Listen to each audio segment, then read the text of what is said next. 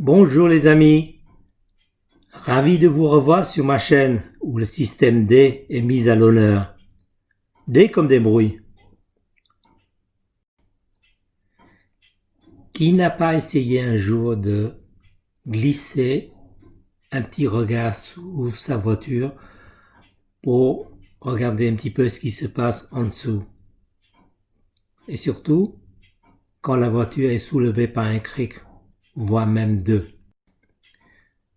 Nous ne nous rendons jamais compte qu'en glissant la tête sous la voiture pour jeter même brièvement un petit regard, c'est prendre beaucoup de risques. Le thème d'aujourd'hui, je souhaite vous soumettre le sujet de la sécurité. C'est quelque chose qui est très simple, on n'en est jamais conscient. On n'a pas besoin non plus d'en faire un sujet, mais quand vous regardez les images suivantes ou même les vidéos, ça va rester, j'espère que ça va rester un petit peu dans nos esprits, et à chaque fois que vous avez affaire à ce genre de situation, vous vous posez toujours la question, est-ce que j'ai tout mis sur la sécurité? Le sujet que nous allons traiter, c'est la fragilité des crics fournis à l'achat de vos voitures.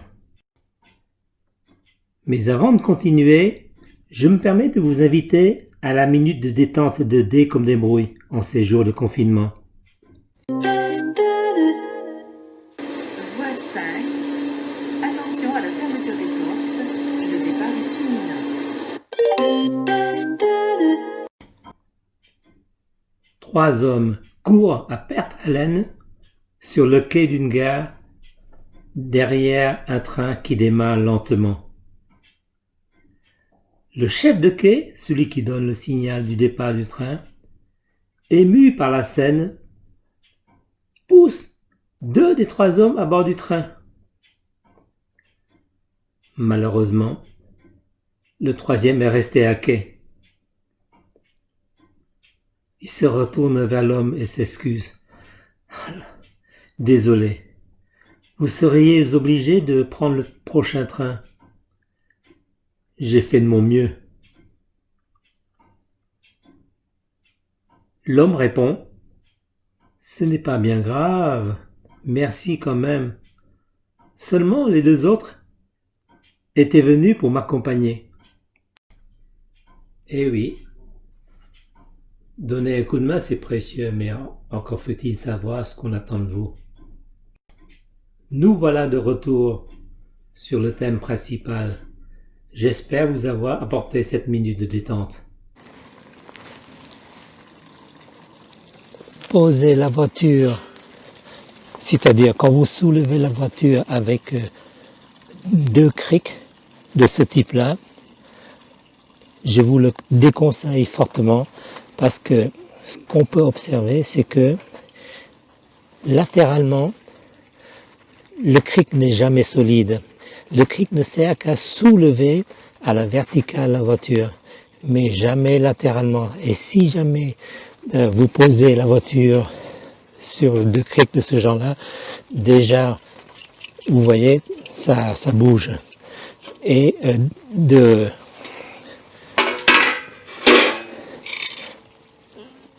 quand la voiture bouge latéralement, vous voyez ce genre d'engrenage.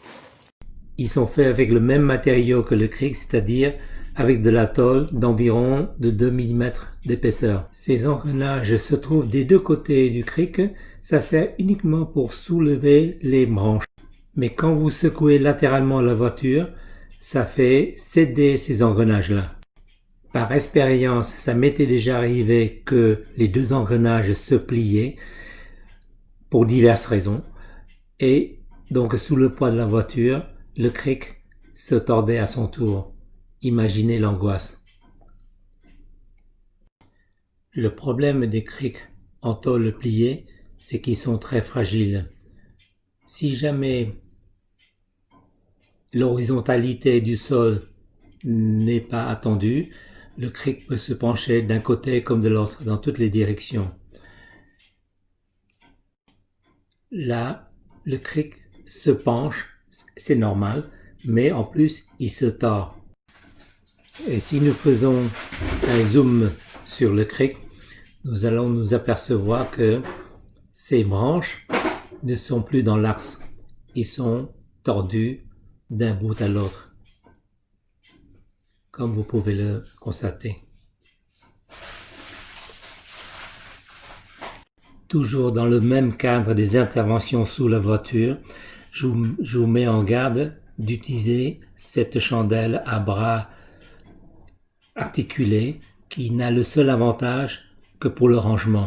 Faites très attention parce que ce qui m'est déjà arrivé, c'est que l'une des soudures, là où se trouve l'articulation d'un pied, a cédé. Et comprenez bien que au moment où il est en train de soulever la voiture et que la soudure cède, vous voyez un petit peu quels seraient les dégâts que ça peut causer.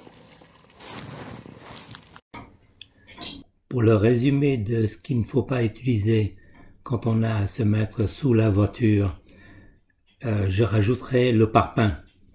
Donc vous avez en premier lieu, ne jamais vous mettre sous votre voiture quand elle est soulevée par deux crics, ni quand elle est soulevée par les deux chandelles avec des bras articulés qu'on vient de voir, ni soulevée par des parpaings.